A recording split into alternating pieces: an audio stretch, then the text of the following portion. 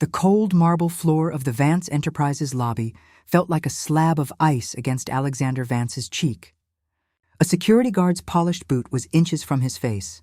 "Time to go, Mr. Vance," the man said, not with malice, but with a cold professional finality that was somehow worse.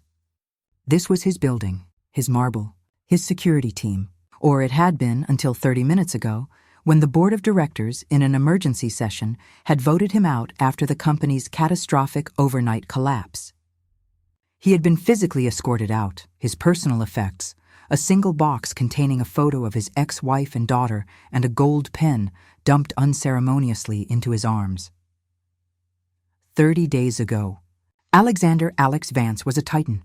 His penthouse office looked down upon the city like a throne room, and he ruled his empire with an iron will and a dismissive sneer.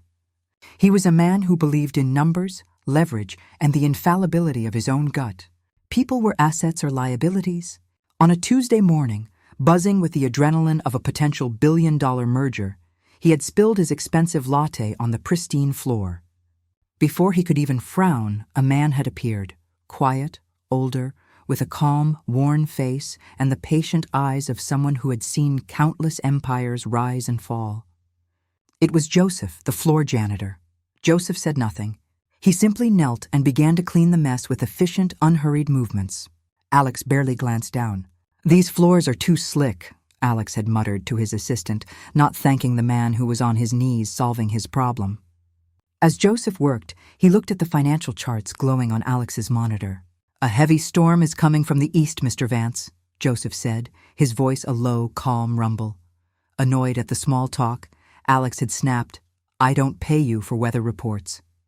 I pay you to clean." Joseph finished his task and stood, his gaze lingering on the screen. "Not the weather. The storm in your numbers. The foundation is weak. Too much debt, not enough substance. Like a house built on sand." He pointed a calloused finger at a complex algorithm on the screen. It looks smart, but it has no soul. It will not hold when the winds change." Alex had laughed, a sharp, cruel sound. "And you learned this from mopping floors?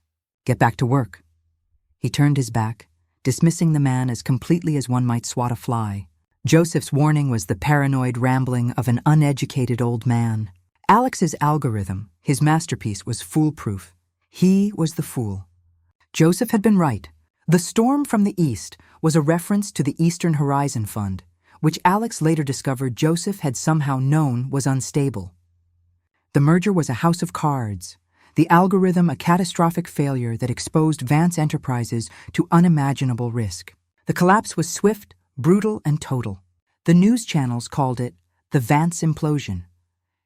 Now, lying on the cold marble of the lobby he once owned, the memory of Joseph's calm, knowing eyes was a searing brand of shame in his mind.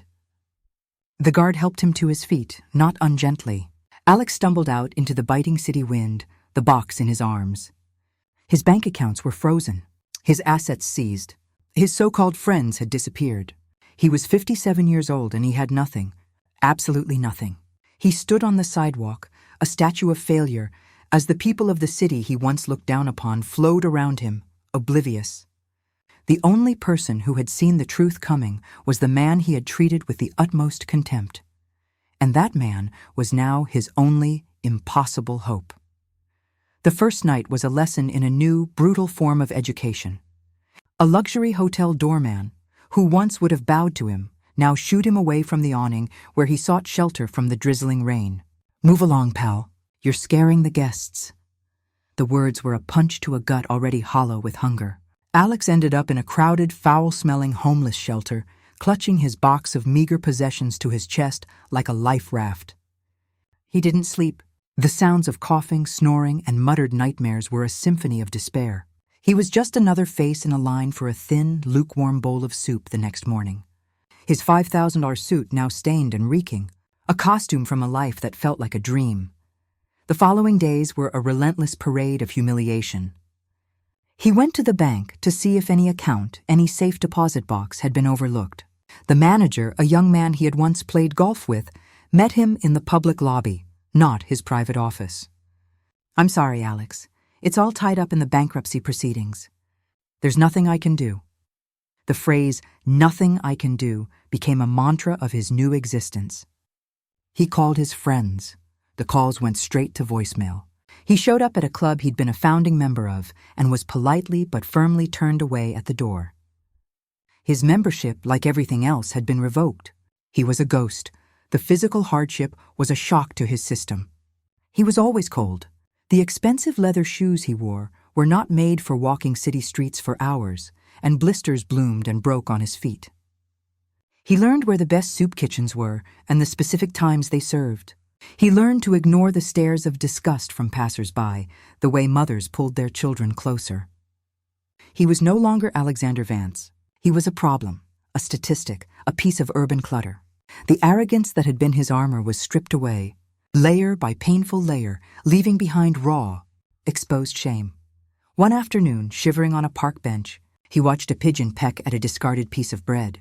The memory of Joseph, the janitor, surfaced again, this time with the force of a revelation. The janitor knew. He had seen the collapse coming.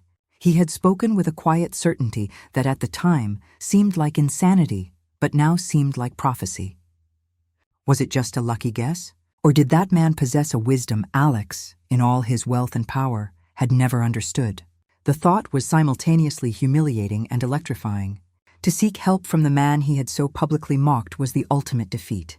Yet what other choice did he have? It was the most fragile, desperate thread of hope, but it was the only one he had. The struggle was no longer just against hunger and cold. It was a battle against his own monumental pride. Finally, defeated, he surrendered. He had to find Joseph. The search was harder than he imagined. He went back to the Vance Enterprises building, but new security guards barred his entry. He didn't even know Joseph's last name.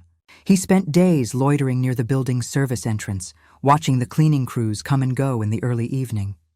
He asked a few of them, his voice hesitant, if they knew a Joseph. Most ignored him. One woman, seeing his desperation, took pity. "Joseph? Yeah, I know him. He got laid off right after the collapse. Said he was going back to his community garden project in the old Northside district. Don't know if he's still there." It was a lead, thin as a spider's silk, but he clung to it. The mighty Alexander Vance was now chasing rumors to find a janitor. His only hope lying in a community garden in the city's most neglected district. The Northside district was a world away from the gleaming skyscrapers of downtown.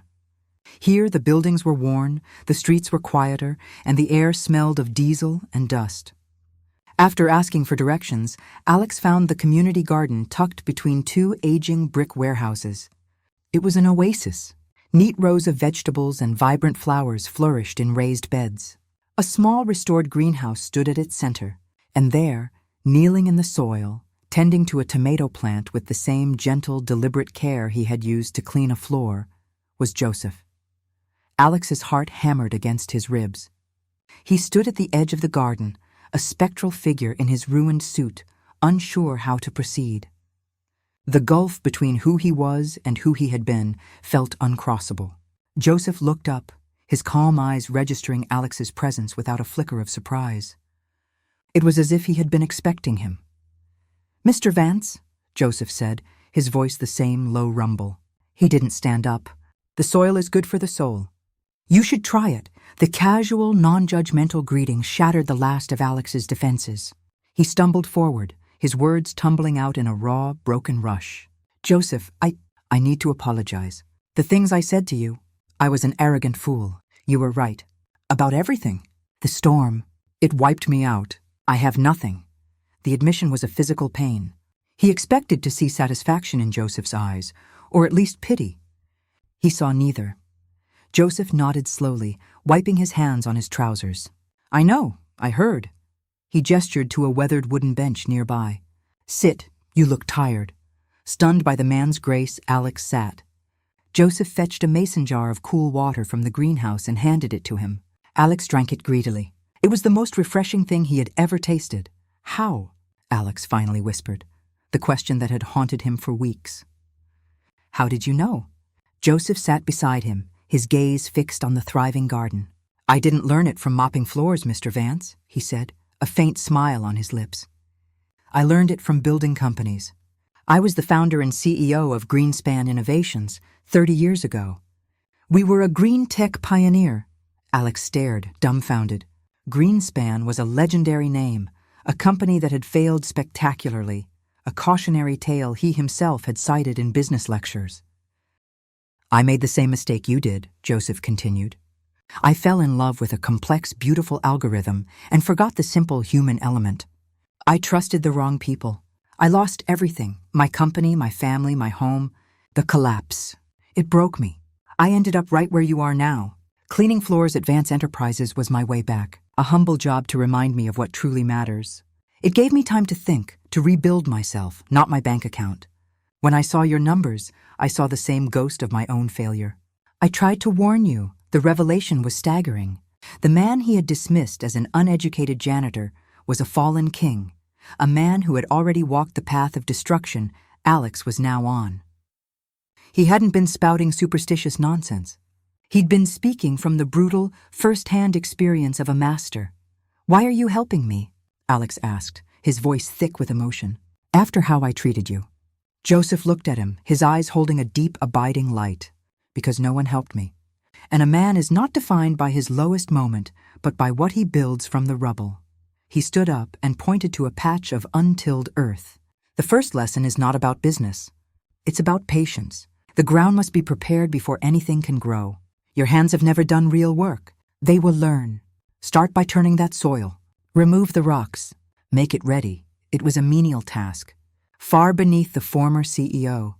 But Alex Vance, with no other hope in the world, walked over to the patch of earth, got down on his knees, and began to dig his fingers into the dirt. The turning point wasn't a financial deal or a lucky break. It was the feel of rich, dark soil under his fingernails and the profound understanding that his real education was only just beginning. Life took on a new, slower, more tangible rhythm. Joseph offered him a cot in the back of the greenhouse. It was humble, but it was safe and dry. Alex's days began at sunrise, not with the blare of a Bloomberg terminal, but with the chirping of sparrows. Joseph was a patient but demanding teacher. The work was physically exhausting. Beyond turning soil, there was weeding, planting, watering, and composting. Alex's soft, manicured hands became calloused and stained with earth. At first, he resented the drudgery, his mind screaming that this was a waste of his intellect. But Joseph would work beside him, his quiet presence a steadying force. The work was interspersed with lessons, but they weren't about finance. They were about life. "See this plant?" Joseph would say, pointing to a struggling seedling. "It's not growing because the soil is too compacted. It can't breathe. Your life was like that. All pressure, no room for anything else to live." Another time, while building a new raised bed, he remarked, "A strong foundation isn't about how deep you can dig, but how well you can level the ground." Everything must be balanced. Alex began to understand. The garden was a metaphor for a sustainable business, a sustainable life. It was about nurturing, patience, and creating systems that supported growth, not just extracted value. He met the other people in the Northside community, the shop owners, the single mothers, the retired veterans who volunteered in the garden. They didn't see a disgraced millionaire. They saw a broken man trying to fix himself. They accepted him, offering him a spare coat, a hot meal, a word of encouragement. He learned their names, their stories. For the first time in his adult life, he was part of a community, and it was built on mutual respect, not financial transactions. An idea began to germinate in his mind. As tentative as a sprout breaking through the soil, he saw how the garden provided fresh, affordable produce in a neighborhood that was a food desert. He saw the waste from local restaurants that could be composted. He saw the unemployed youth who hung around with nothing to do. He started sketching ideas in an old notebook Joseph gave him, a social enterprise. A company that would create a closed-loop system, collect organic waste, compost it, use it in expanded community gardens, sell the produce at a low cost locally, and employ people from the neighborhood. It was small. It was local. It was the antithesis of Vance Enterprises. Before he could fully develop the idea, a crisis hit. A late frost was forecast, a death sentence for the tender seedlings they had just planted. The entire community mobilized, scrambling to cover the plants with whatever they could find: old sheets, tarps, cardboard. Alex worked through the night alongside everyone else, his body aching, his breath misting in the frigid air. This wasn't for profit, it was for survival. As he secured a tarp over the tomato plants, he realized this was his test. The old Alex would have cut his losses and moved on. The new Alex fought for every single plant, for the community's food, for Joseph's trust. When the sun rose, the garden had survived. Alex, exhausted and freezing, looked at the saved plants and felt a pride deeper and more satisfying than any quarterly earnings report had ever given him. He had helped protect something real. He was rebuilding, not just a business, but his very soul. 1 year later, Northside Roots was thriving. The social enterprise, built on Alex's business acumen and Joseph's wisdom, was more successful than either had dreamed. They had secured funding from ethical investors who believed in their mission. They had expanded to 3 gardens and a small composting facility, providing jobs for 15 people from the community. Alex was the CEO again, but a different kind. His office was the greenhouse, his suit was a pair of worn jeans, and his bonus was seeing a child eat a strawberry they had grown themselves. His ex-wife, Sarah, had heard about his transformation through a mutual acquaintance. Skeptical, she had visited with their daughter, Emma. They found him not in a boardroom, but on his knees, teaching a group of teenagers how to identify ripe vegetables. The man they saw was thinner, older, but his eyes, once hard and calculating, were now calm and warm. The reconciliation was slow and tender, built on this new, humble version of the man they had lost. He wasn't rich, but he was present. He was a father again. One afternoon, a former business rival, a man named Charles Whitmore, came to the garden. He stepped out of a chauffeured limousine, his shoes gleaming. He had come to gloat to see the mighty Alexander Vance brought low. "Alex," Charles called out, a smug smile on his face. "I heard you'd—" "Gone green, literally. Quite a step down from the 40th floor, isn't it?" Alex stood up, wiping his earthy hands on his pants. He felt no anger, only a profound sense of pity for the man still trapped in that gilded cage. "Charles," he said with a genuine smile, "it's not a step down. It's a step out. Would you like a tour?" He showed Charles the gardens, the composting system, introduced him to the employees. He spoke with a passion he had never had for Vance Enterprises. Charles's smugness slowly faded, replaced by a confused respect. As he was leaving, he said, "You know, you're happier here than you ever were running your empire." "I'm richer," Alex replied simply. The true resolution was the partnership that deepened between Alex and Joseph. Joseph was the chairman of the board, the moral compass of Northside Roots. Alex had the drive and the business skill, but Joseph provided the wisdom, the patience, the soul. They were an unlikely pair, the janitor and the millionaire, their roles now completely blurred and redefined. The lesson was etched into Alex's heart. He had learned that wealth was not a number in a bank account, but the strength of the community around you. That success was not about the height of your skyscraper, but the depth of your character. He had lost everything the world valued and found something infinitely more precious. The janitor he had ignored had not just been his only hope. He had been his salvation. Joseph had taught him that when you are broken, you must return to the earth, to humility, to the simple, honest work of your hands. For it is only from that fertile ground that a life of true meaning and purpose can ever hope to grow. Alexander Vance was finally a rich man because he had finally learned the value of everything money could never buy: